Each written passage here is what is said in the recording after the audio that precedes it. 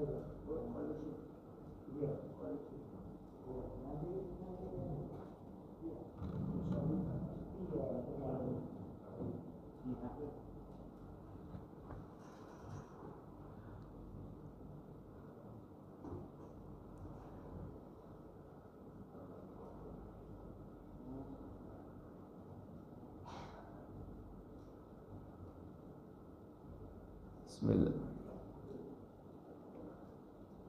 Assalamualaikum warahmatullahi wabarakatuh. Innal hamdalillah nahmaduhu wa nasta'inuhu wa nastaghfiruh wa na'udzu billahi min sururi anfusina wa min sayyiati a'malina. Man yahdihillahu fala mudilla lahu wa man yudlil fala hadiya lahu wa asyhadu an la ilaha illallah wahdahu la syarika lahu wa asyhadu anna Muhammadan abduhu wa rasuluh. Allahumma salli wa sallim wa barik ala Muhammadin sallallahu alaihi wa ala alihi wa ashabihi wa man tabi'ahum bi ihsanin ila yaumiddin. Amma ba'd. Puja dan puji syukur kita panjatkan kepada Allah Tabaraka wa Ta'ala yang telah melimpahkan nikmat kepada kita semua. Semoga salawat dan salam semoga tetap terlimpah kepada junjungan kita baginda Nabi Muhammad sallallahu alaihi wa alihi wasallam. Demikian pula untuk keluarga dan keturunan beliau, para sahabatnya dan seluruh pengikutnya hingga tibanya hari pembalasan.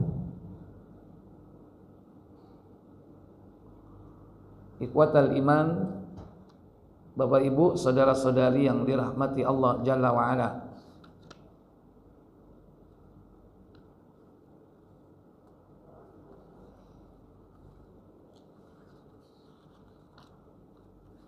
Pada malam ini kita akan melanjutkan pembahasan tentang Qawaidul Arba', kaidah-kaidah dalam memahami tauhid dan syirik. Insyaallah kita sudah sampai kepada kaidah yang keempat ya.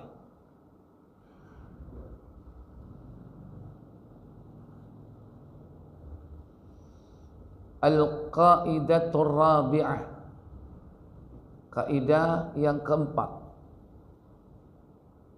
Anna musyriki zamanina, bahwasannya orang-orang musyrik pada zaman kita sekarang ini aghladu syirkan, lebih dahsyat kesyirikannya, lebih hebat kesyirikannya, minal awwalin, daripada kesyirikan yang dilakukan oleh generasi sebelumnya.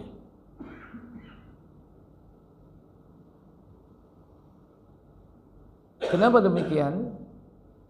Tentu harus ada alasan. Alasannya li'anna al-awwalina, karena bahwa orang-orang yang berbuat syirik pada masa generasi awal, pada masa-masa sebelumnya, yusyrikuna firraha, mereka melakukan kesyirikan di waktu sempit,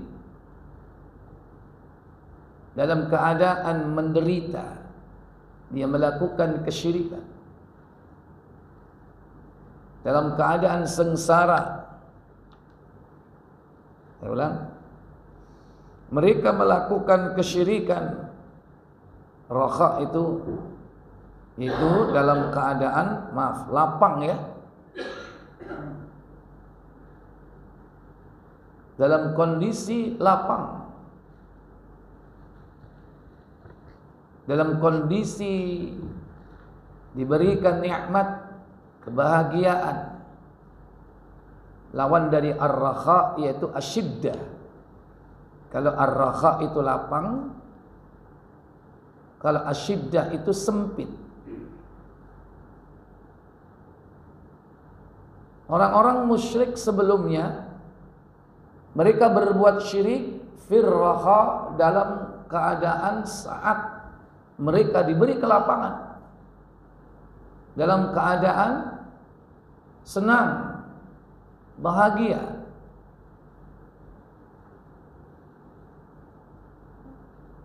Wa yakhlisuna fis siddah. Akan tetapi dia mengikhlaskan ibadah kepada Allah, jauh dari kesyirikan. Dia betul-betul memurnikan ketaatan itu kepada Allah Jalla wa'ala fi syiddah, dalam keadaan sempit. Ini karakteristik kesyirikan orang-orang dulu. Ketika mereka berada di lautan yang memiliki risiko tinggi akan kematian yang terjadi setiap saat, itu apabila terjadi gelombang besar, maka ketika di tengah lautan dalam kondisi seperti itu, dia memurnikan ketaatannya kepada Allah, memurnikan ketaatannya kepada Allah, betul-betul dia menggantungkan dirinya kepada Allah, sama sekali jauh dari sikap syirik. Begitu setelah selamat dia di daratan, tidak ada badai gelombang, barulah kemudian mereka berbuat syirik. Intinya di waktu sedih mereka bertauhid, di waktu senang mereka berbuat syirik. Intinya itu.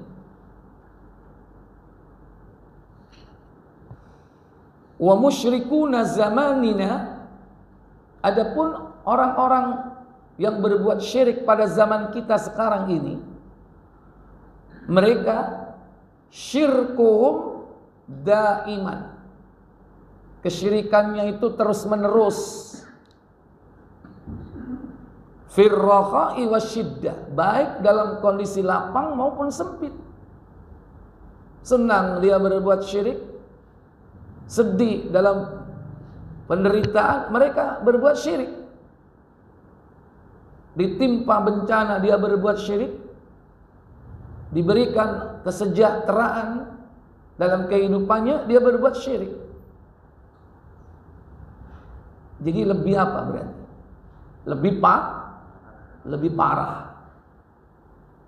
Kalau orang musyrik dulu, mereka berbuat syirik di waktu dia senang, rizki lapang, diberikan keselamatan, kesejahteraan. Begitu ditimpa bencana,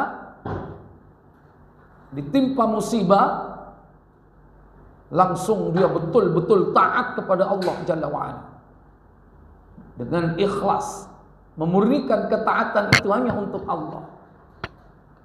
Lah sekarang enggak. Di waktu lapang dia berbuat syirik, di waktu terkena musibah tetap berbuat syirik. Bahkan bisa jadi kesyirikannya lebih gede lagi.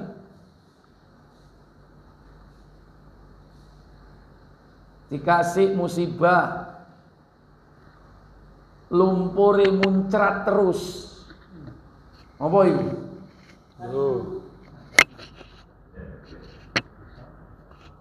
Itu di waktu lapang atau sempit itu? Di waktu sempit. Di waktu sempit seperti itu tetap saja berbuat syirik.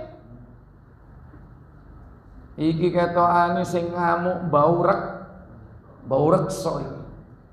Kudu Tiga itu tumbal. Dilemparkanlah di situ sesajen. Dilemparkanlah di situ mungkin anak kambing, anak sapi sebagai tumbal katanya untuk sang penunggu daerah atau kawasan tersebut.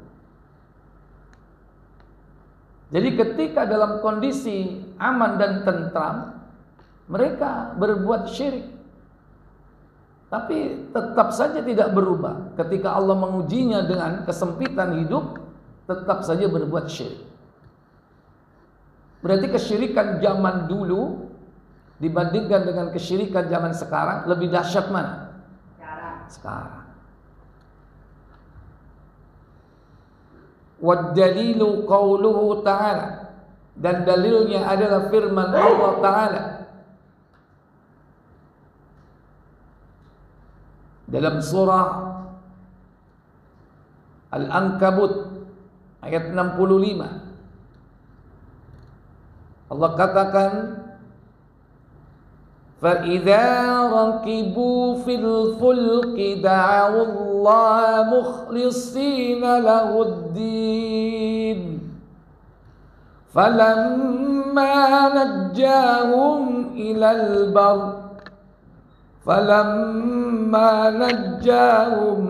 الْبَرِّ mempersekutukan Allah. فَإِذَا رَكِبُوا فِي الْفُلْكِ, maka apabila mereka naik kapal di tengah gelombang samudra yang hebat, bisa sewaktu-waktu menelan kapal dan seluruh isinya, mereka takut tenggelam.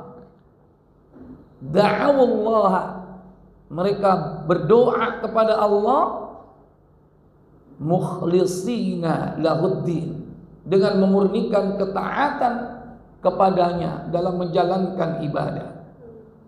Falamma najjahum, maka tatkala Allah menyelamatkan mereka, ilal barri, di daratan, sudah jauh dari yang dilakukan oleh orang-orang terdahulu, yang merupakan kaidah terakhir, itu kaidah keempat dalam kitab ini, bahwa kesyirikan di zaman kita ini lebih besar, tidak mengenal waktu dan tempat, dimanapun dan kapanpun. Berarti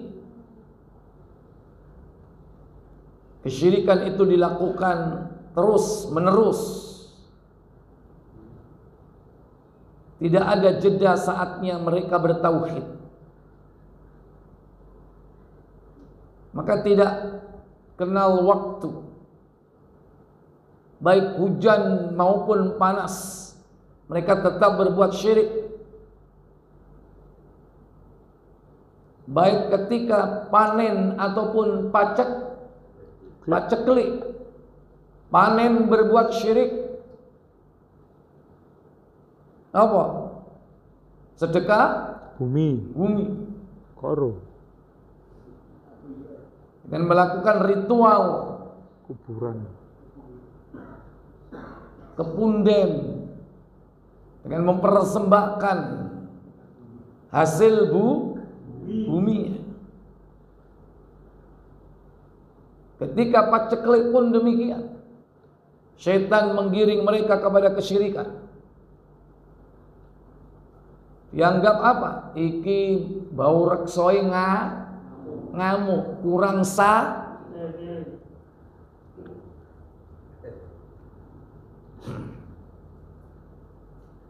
Waktu panen raya berbuat syirik, waktu paceklik berbuat syirik. Waktu di laut berbuat syirik, di darat pun demikian. Tidak mengenal tempat. Di desa, di kota, padha wae. Di desa, wah lebih kental lagi. Di kota, ternyata tidak berhenti sekalipun mereka sudah dididik sejak kecil untuk bersikap rasional. Segala sesuatu dihitung secara matematis. Tapi tetap saja ketika mau membangun gedung, dia tanam kepala kerbau.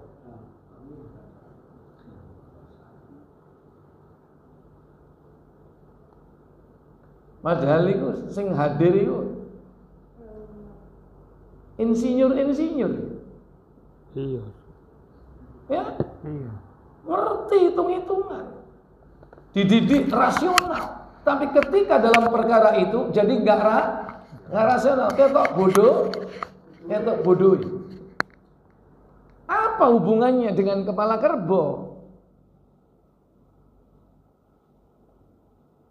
Padahal konstruksi kuat itu bisa dihitung nggak?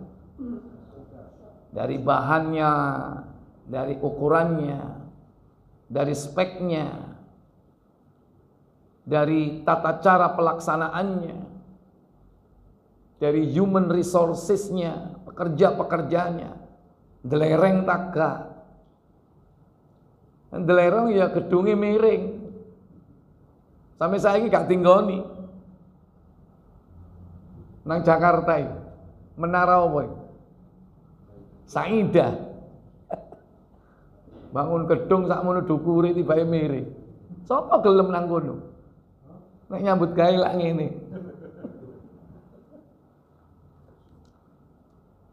Itu kaitannya dengan banyak faktor.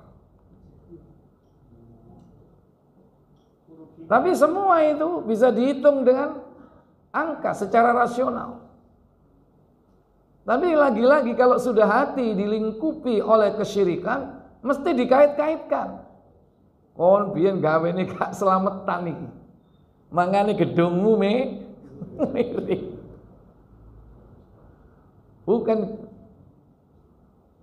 hitung-hitungannya yang salah, mungkin hatinya berangkat dari yang menyimpang dari ajaran Allah dan Rasulnya.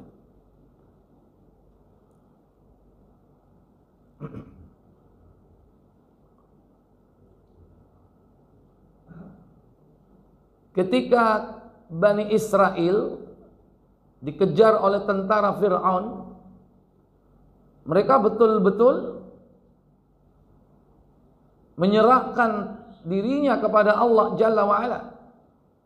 Sebagaimana Musa alaihissalam menyerahkan dirinya kepada Allah. Tapi begitu selamat dalam keadaan lapang, apa yang terjadi? Bani Israel dia melakukan penyembahan kepada patung anak sapi. Yaitu karakteristik orang dulu dalam berbuat syirik. Masih ada jeda waktu, ada kalanya mereka bertauhid di waktu sempit. Di waktu dikejar oleh Fir'aun dan bala tentaranya. Mereka tinggalkan kesyirikan. Tapi setelah selamat, lapang, sejahtera, mulai golek perkara.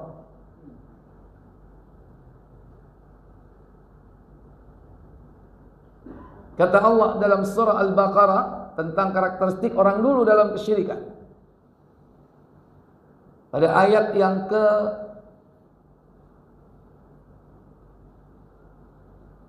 50 atau 49. Wa idh najjaynakum min ali fir'auna yasumunakum su'al 'adzab yudhabbihuna abna'akum wa yastahyuna nisa'akum wa fi dzalikum bala'un min rabbikum 'adzim. Apa kata Allah? Dan ingatlah ketika kami selamatkan kamu dari Fir'aun dan pengikut-pengikutnya, mereka menimpakan kepadamu siksaan yang seberat-beratnya, Mereka menyembelih anak-anakmu yang laki-laki dan membiarkan hidup anak-anakmu yang perempuan. Dan pada yang demikian itu terdapat cobaan-cobaan yang besar dari Rabb-Mu. Kemudian pada ayat berikutnya, wa idh faraqna bikumul bahra fa anjaynakum wa aghraqna ala fir'auna wa antum tanzurun. Dan ingatlah ketika kami belah laut untukmu, lalu kami selamatkan kamu dan kami tenggelamkan Fir'aun dan pengikut-pengikutnya, sedang kamu sendiri menyaksikan. Ini lapang apa sempit kalau sudah diselamatkan ini? Lapang apa sempit? Baru golek perkara. Wa idh wa'adna Musa arba'ina laylatan thumma attakhadtumul ijla min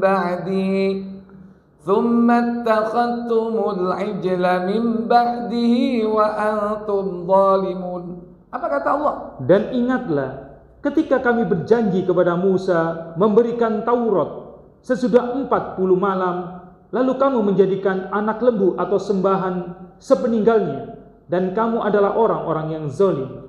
Orang Yahudi menjadikan patung anak sapi sebagai sembahan tandingan selain Allah setelah lepas dari penderitaan atau masih dalam kondisi menderita. Setelah lepas dari penderitaan, yaitu kekejaman Fir'aun. Fir'aun wis mati, bala tentara yang entek diselamatkan oleh Allah, akhirnya malah kakean pola menjadikan patung anak sapi.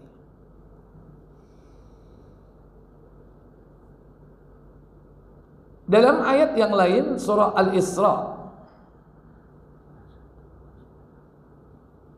pada ayat 67, Allah katakan, ini baru ciri dari orang-orang musyrik.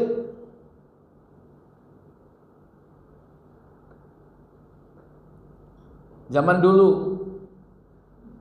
sebelum zaman sekarang ini, seperti orang-orang kafir Quraisy termasuk ya, dan orang-orang musyrik yang jauh sebelum munculnya Bani Israel. Wa idza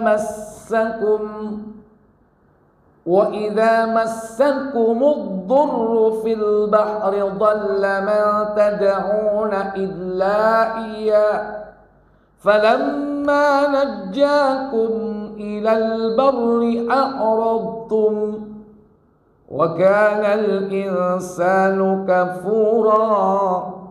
Apa kata Allah? Ali surah berapa? 17:67. Oh, 67. Ya.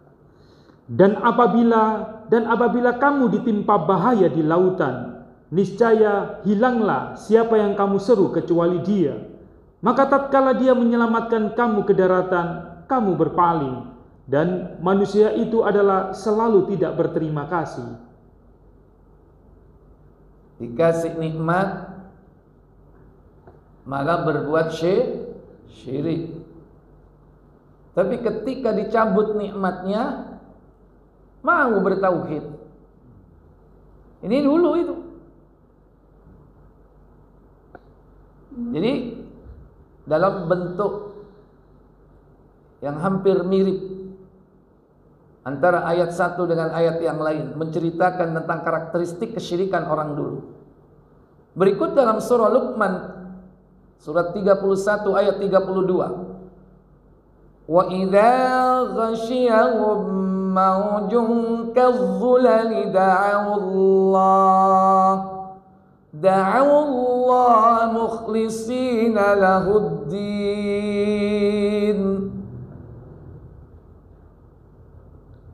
31, 32. Ya. Dan apabila mereka dilamun ombak yang besar seperti gunung, mereka menyeru Allah dengan memurnikan ketaatan kepadanya. Maka tatkala Allah menyelamatkan mereka sampai di daratan, lalu sebagian mereka tetap menempuh jalan yang lurus. Terus? Dan tidak ada yang mengingkari ayat-ayat kami selain orang-orang yang tidak setia lagi ingkar. Ya. Falamma najjahum, maka ketika mereka diselamatkan ke daratan, faminhum muqtasidun, maka di antara mereka ada yang tetap menempuh jalan yang lurus. Berarti sebagian ada yang tetap lurus, ada sebagian yang menyimpang. Atau dalam kalimat yang lain Al-Ankabut tadi ayat 65. Walamma najjahum ilal barri, dan tatkala mereka diselamatkan ke daratan, maka idza hum yusyrikun, tiba-tiba mereka berbuat syirik. Jadi kaum musyrikin pada zaman dahulu hanya menyekutukan Allah ketika dalam kondisi senang, lapang. Di saat itulah mereka menyeru berhala-berhala mereka, tandingan-tandingan selain Allah yang mereka buat-buat sendiri. Demikian pula bentuk-bentuk tandingan selain Allah, baik dari batu atau dari pohon, atau bahkan ada yang dari tepung, kok luwe dipangan. Hebatnya dulu itu, saking hebatnya Tuhannya sendiri dimakan.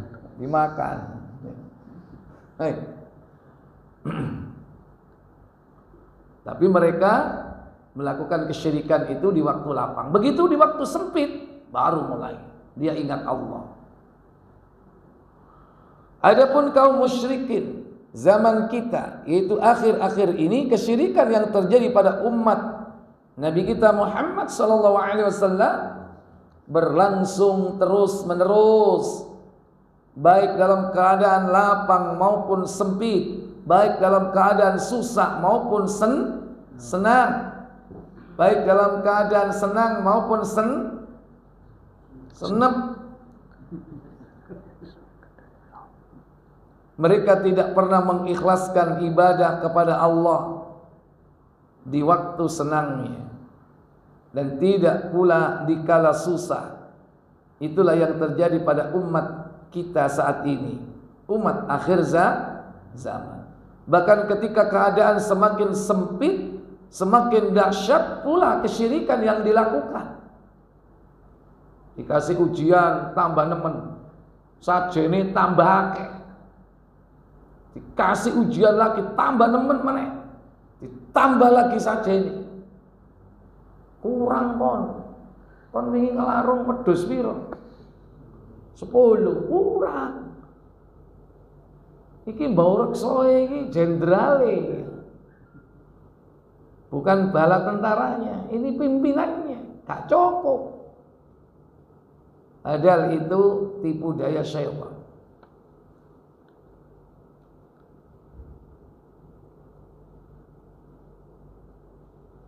Seruan mereka kepada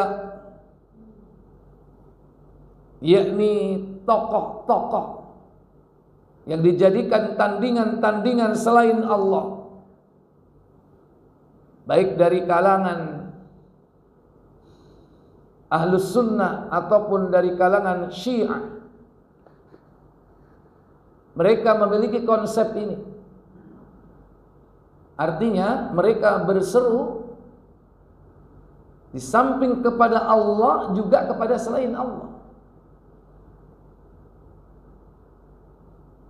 Termasuk yang mengklaim dirinya Ahlus Sunnah wal Jamaah. Kadang masih membuat tandingan-tandingan selain Allah di kalangan para aulia. Dijadikan tandingan-tandingan selain Allah, baik di waktu lapang maupun sempit. Ketika di waktu senang di kuburnya didatangi, Berharap apa? Peningkatan derajat dan pangkat yang dicari di waktu senang. Di waktu sempit ketika tertimpa musibah pun didatangi. Minta apa? Kepada tandingan-tandingan selain Allahnya itu, minta keselamatan. Kalau dalam kondisi sempit dia berbuat syirik, ketika terkena musibah bencana minta keselamatan. Begitu di waktu lapang dalam keadaan aman, tentram dan sejahtera, dia minta peningkatan kedudukan.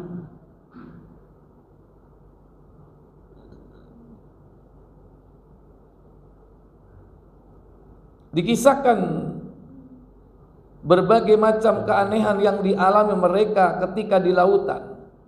Maka apabila keadaan semakin terjepit, mereka memanggil-manggil nama-nama wali dan orang-orang soleh yang sudah mati. Dia memohon pertolongan kepada selain Allah tersebut. Sebab para dai yang menyeru kepada kebatilan, kepada kesesatan, mengatakan bahwa kepada mereka lah kita harus meminta keselamatan. Kami telah menyelamatkan kalian dari lautan, katanya.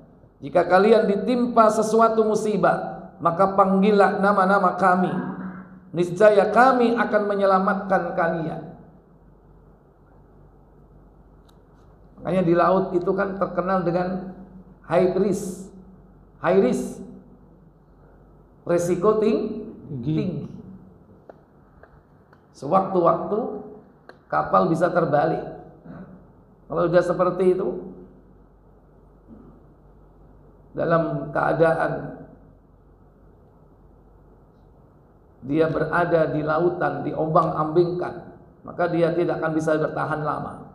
Maka kematian bagi mereka sangatlah dekat. Atau mungkin kalau zaman sekarang,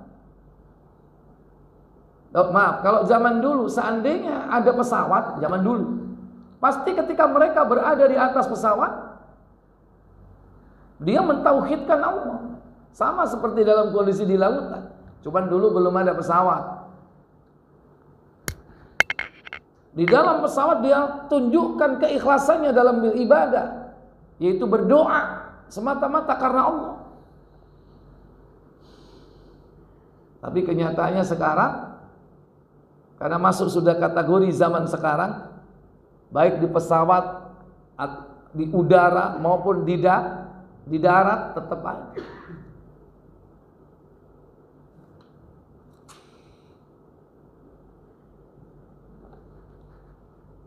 Sebagaimana hal ini dikisahkan oleh para syekh thariqah, ya, di kalangan orang-orang sufiyah. Bacalah jika kalian menghendaki. Ada kitab yang berjudul Tabaqat Asy-Sya'rani. Di dalamnya terdapat kisah-kisah tentang karamah para wali yang bisa menjadikan bulu kuduk merinding, katanya mereka bisa menyelamatkan dari lautan, mengelurkan tangannya ke laut, kemudian mengangkat kapal secara keseluruhan. Ini udah kapal-kapalan. Ini kapal temenan, moro-moro metu tangannya dicupuk, diselamatkan. Ini dalam kitab tadi itu, Tabaqat Asy-Sya'rani.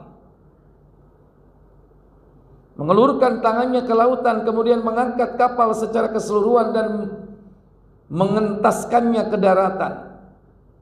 Dan tidak basah lengan-lengan baju mereka. Dan masih banyak lagi ya, bualan-bualan dan khurafat.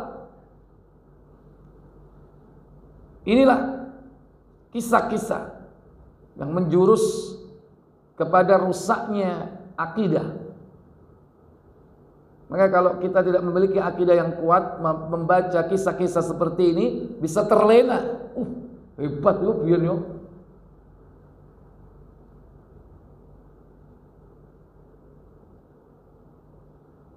Kesyirikan mereka terus berlangsung baik dalam keadaan senang ataupun susah. sehingga mereka lebih dahsyat dibandingkan dengan kesyirikan zaman dahulu. Demikian juga sebagaimana yang disebutkan oleh Syekh Muhammad bin Abdul Wahhab dalam kitab beliau Kashfus Syubuhat.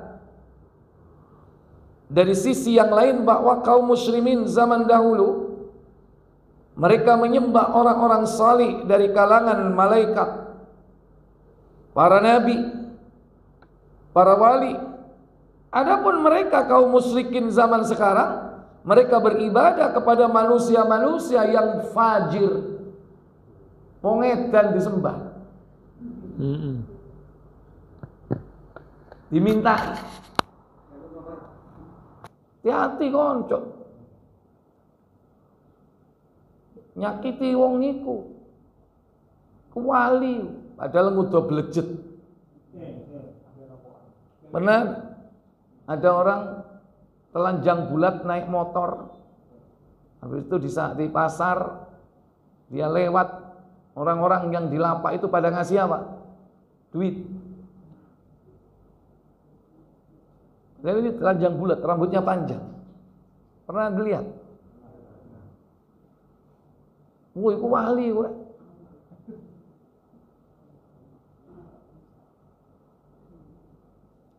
Sampai nggak kepingin jadi wali model ngono?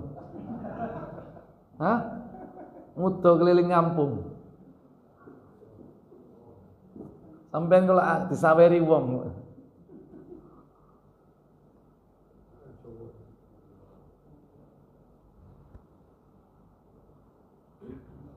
Adapun mereka kaum musyrikin zaman kita, mereka beribadah kepada manusia-manusia fajir. Berarti lebih dahsyat kesyirikan zaman sekarang, zaman now. Kalau zaman dulu mereka melakukan kesyirikan, menjadikan tandingan selain Allah dari kalangan malaikat, dari kalangan para nabi, para wali. Tapi sekarang wong gendeng dijalui.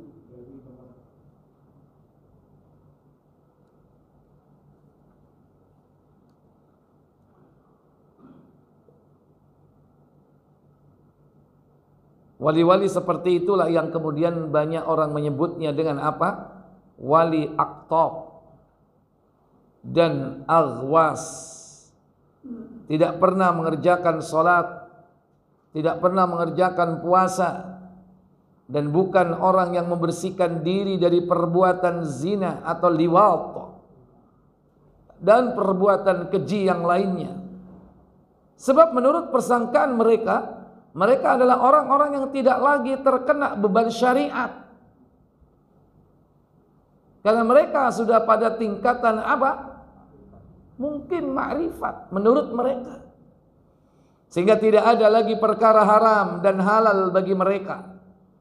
Kalaupun mereka minum khamr, katanya Pak, khamrnya tadi susu. Oh, iku wali iku. Iku masih ngombe bir iku, entek pirang krat iku duduk bir iku. Nek wis mlebu weteng dadi apa? Zam-zam. Zam-zam.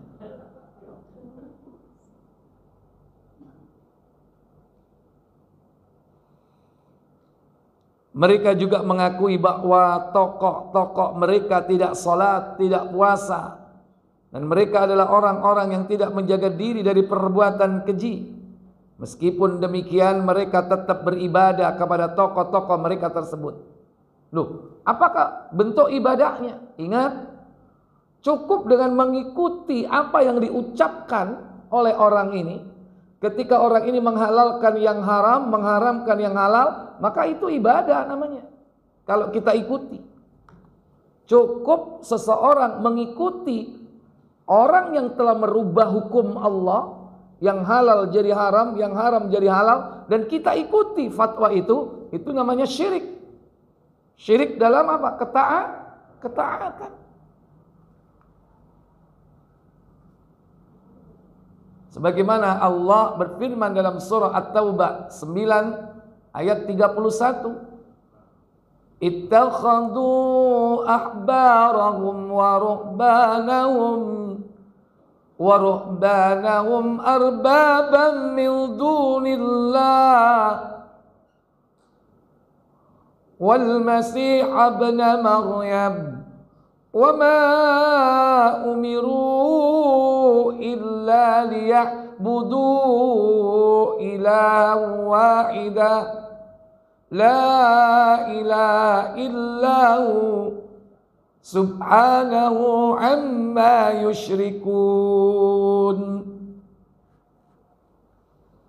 Mereka menjadikan orang-orang alimnya dan rahib-rahib mereka sebagai roh selain Allah, dan juga mereka mempertuhankan Al-Masih putra Maryam, padahal mereka hanya disuruh menyembah Allah yang Esa. Tidak ada ilah yang berhak disembah selain Dia. Maha suci Allah dari apa yang mereka persekutukan. Silakan adzan dulu.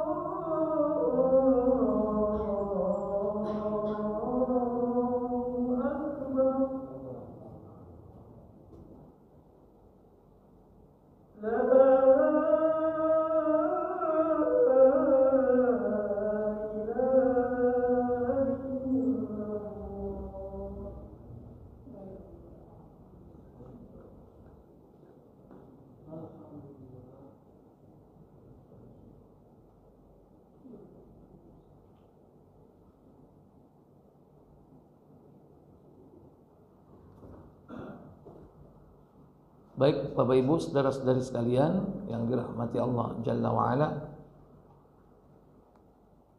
inilah kaidah yang keempat dalam kitab Qawaidul Arba'. Ringkasnya adalah bahwa kaidah yang keempat ini menunjukkan perbedaan karakteristik antara perilaku kesyirikan orang-orang dahulu dan orang-orang sekarang. Perilaku orang-orang dahulu dalam berbuat syirik dalam kondisi tertentu, khususnya pada saat lapang, dalam keadaan selamat sejahtera, mereka lupa dengan kenikmatan sehingga dia berbuat syirik. Tapi ketika diuji dengan penderitaan dan kesengsaraan, maka mereka pun kembali kepada fitrahnya, kembali kepada tauhid. Sementara di zaman sekarang, kesyirikan yang terjadi dalam kondisi apapun, tidak susah, tidak senang, tidak lapang ataupun sempit, kesyirikan itu terjadi terus menerus, tidak mengenal waktu dan tempat, apakah di kota ataupun di desa, di gunung ataupun di laut, sama. Dalam waktu-waktu yang tidak terbatas, mau siang, mau malam, mau pagi, mau petang. Oleh karenanya, jangan sampai ada yang menganggap bahwa di zaman modern ini sudah tidak ada kesyirikan.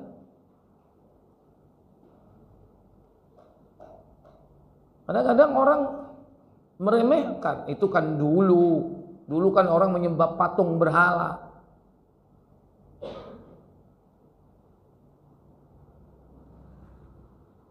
Kita bicara tentang orang-orang muslim, sekalipun mereka tidak tampak menyembah patung berhala, tapi modus kesyirikannya mungkin berbeda dengan yang lain, tapi hakikatnya, intinya sama. Ma'ubida bi ghairillah, apa saja yang diibadahi selain Allah, wa huwa tauhid, dan itulah pasti tauhid. Baik pemuka-pemukanya dari kalangan jin ataupun manusia. Tapi kadang mereka juga menjadikan tandingan selain Allah di kalangan malaikat. Padahal konsekuensi orang yang bertauhid tidak boleh menjadikan siapapun selain Allah sebagai tandingan-tandingan. Sekalipun dia adalah orang yang mungkin dianggap berjasa dalam kehidupan manusia. Iki sing babat alas sing rek. Kau nok dhek kon gak kira nang kene kon. Paling kon gak kira lahir kon. Nggak jauh beda dengan tokoh-tokoh yang hidup pada zaman sebelum Nabi Nuh. Mereka dipertuhankan, dijadikan tandingan selain Allah.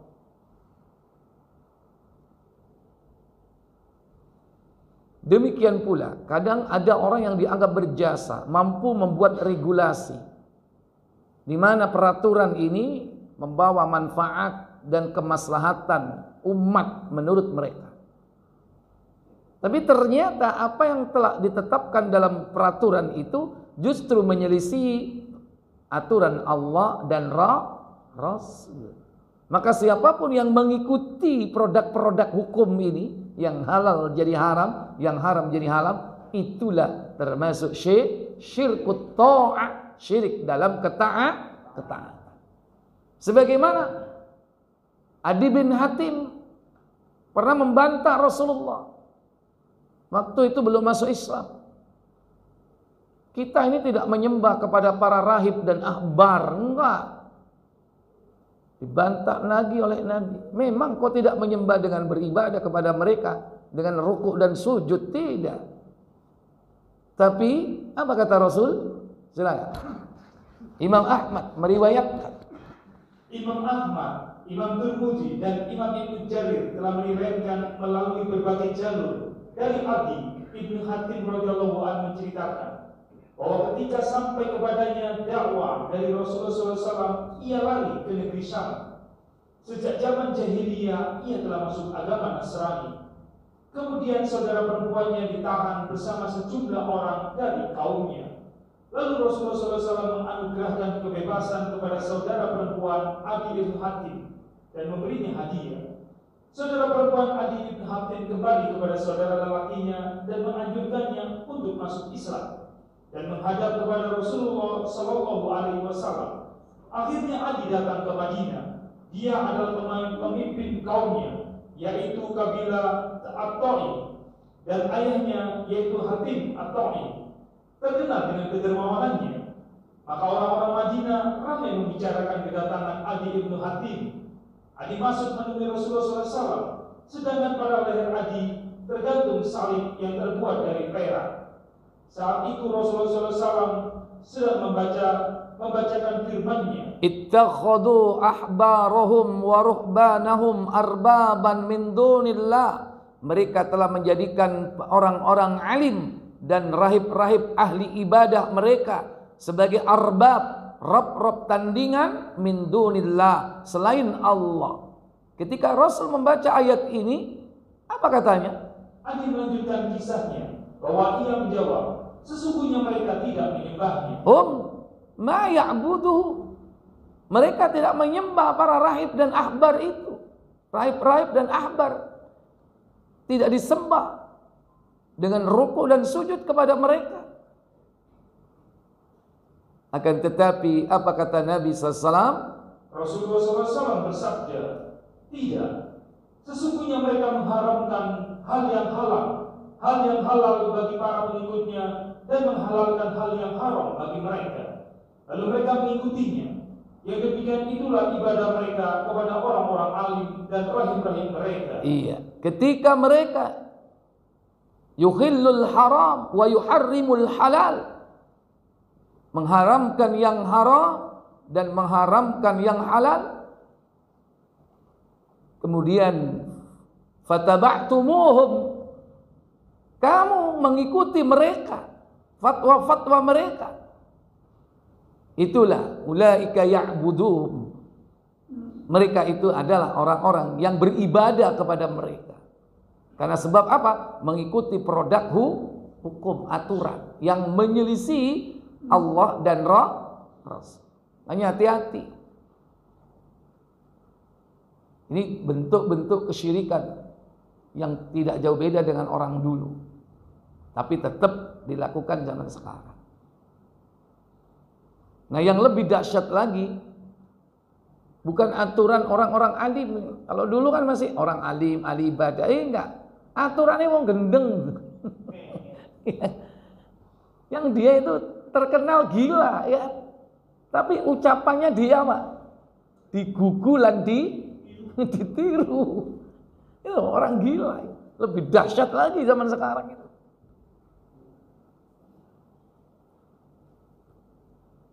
Kadang di kongon nulis ya kan, wah itu langsung dikerjakan. Wallahu a'lam. Nek sampean lah kongon nulis ongko ya kan, mangere ditomboi malah ente biar kan gitu. Baik, saya pikir cukup. Silakan kalau ada pertanyaan sebelum saya tutup. Monggo. Ya.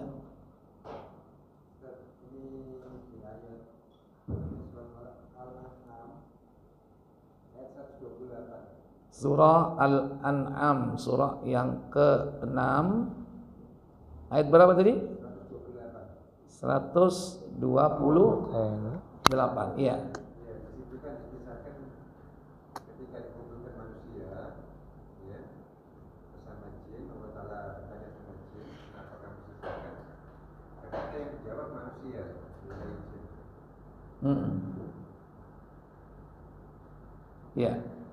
Wa yauma yakhshuruhum jami'a, ketika mereka manusia dan jin dikumpulkan, ya ma'syaral jin qad istaktsartum minal insi, hai golongan jin, sesungguhnya kamu telah banyak menyesatkan manusia. Ini kata seruan tersebut kepada jin. Wa qala awliya'uhum minal ins, maka teman-teman mereka dari kalangan manusia mengatakan, Rabbana istamta'a ba'duna bi ba'din, wa balaghna ajalana alladzi ajalta lana. Mereka mengatakan, ya Rabb, sesungguhnya sebagian dari kami telah dapat kesenangan dari sebagian yang lain, dan kami telah sampai kepada waktu yang telah Engkau tentukan bagi kami, yaitu hari kebangkitan pengumpulan tersebut. Kenapa? Mereka mengatakan kalimat apa yang diucapkan manusia? Rabbana istamta'a ba'duna bi ba'din. Sebagian kami ini sudah mendapatkan kesenangan, kemanfaatan antara satu dengan yang lain. Artinya apa? Manusia dan jin ini sudah membuat kolaborasi atau simbiosis. Simbiosisnya apa? Mutualisme. Apa? Saling menguntungkan. Dari kalangan manusia, manusia merasa diuntungkan. Kenapa? Karena dia punya keahlian ngobati orang. Padahal wingi lho dadi opo? Moro-moro dadi wong pinter. Wingi lho kerjae nguras got. Saiki sing teko akeh. Wong berobat mek didemek tok nyut mulih. Selorot amplop ngisor kelosok. Dapat manfaat nggak manusia? Manusia dapat manfaat nggak? Dapat manfaat. Karena dia di backup oleh tabib dari kalangan apa? Jin. Itu tabib-tabib dari kalangan jin itu ngebantu dia, mensupport dia untuk pengobatan. Cari wong iki dukun apa ya. Dan manfaatnya bukan hanya itu, banyak manfaatnya. Kerjasama yang dilakukan jin dan manusia ini dalam urusan dunia ini saling menguntungkan. Jin dapat untung, manusia juga dapat untung. Manusia dapat untung bisa melakukan pekerjaan dengan cepat. Manusia dapat untung apa? Bisa menyembuhkan orang yang sakit. Manusia dapat untung apa? Mendadak dia kaya. Ya. Karena apa? Dengan cara apa? Ya, pesugihan. Manusia dapat untung lagi apa? Cewek-cewek podo katut kabeh. Itu kan dibantu oleh saling menguntungkan. Kadang menguntungkannya itu seakan-akan dalam urusan agama juga. Dalam urusan agama seakan-akan membantu dakwah. Wong iki lho gawe sok ceramah. Begitu ngilang rongulan muncul jadi ahli. Tapi ceramahnya aneh. Suarane seje. Gak koyo suara asli ini. Padahal bukan dia yang ceramah. Siapa? Ya, setan. Jadi seakan-akan dapat untung. Bahkan dianggap keuntungan dalam hal agama. Bisa menarik massa banyak. Misalnya dia bekerja sama dengan jin untuk mendapatkan khawarikul ada. Apa khawarikul ada? Kehebatan di luar akal manusia. Bisa jalan di atas air, bisa terbang ke udara. Dengan target apa? Dia punya banyak pengikut. Dan pengikutnya banyak baru diarahkan atas nama agama. Ya memang yang tampak zahir seperti agama. Tapi hakikatnya ada di balik itu tujuan duniawi ya. Mencari pengikut yang banyak untuk dapat perolehan suara. Atau paling tidak per kepala nanti bisa mendatangkan profit. Kenapa? Karena dari situ nanti akan berusaha dibuat dia fanatis. Sehingga mau memberikan sedikit dari hartanya. Sekian persen tiap bulan. Kenapa? Karena dianggap bahwa yang membaiat tokohnya ini punya kehebatan. Yang itu adalah istidroj, tapi dibungkus seakan-akan karomah. Padahal itu istidraj dari syaitan. Bisa terbang, bisa ngilang, tapi gak iso balik. Ini manfaat-manfaat seperti ini. Ini nanti dikumpulkan di hari kiamat, Pak. Lu kita ini saling menguntungkan dulu, gak merugikan, dan bermanfaat untuk orang lain. Banyak orang-orang yang datang ke santet, ke pelet, datang ke dia, waras. Kenapa? Karena dia punya jenderal jin. Lah yang datang-datang itu apa? Jin kopral, ya, jin sersar. Sementara di orang ini yang pintar ini punya rajanya jin. Makanya ketika datang ya, tunduk dan takluk. Diwarasno, disembuhkan, diwarasno, disembuhkan. Seakan-akan manfaat kan? Tapi sebetulnya sama. Makanya hati-hati, kesyirikan jangan disembuhkan dengan kesyirikan. Antum kena sihir, jangan disembuhkan dengan sihir. Itu padha mbek apa? Sing teko kopral dikongkon mere tapi dilegoni ambek jenderal, enggak waras nanti. Yang benar harus dilawan dengan apa? Al-Qur'an dan As-Sunnah. Di apa? Di ruqyah. Cuman sekarang hati-hati, ada ruqyah di mix dengan mantra, hati-hati. Doain kalau sudah seperti itu. Ya harus hati-hati. Di mix.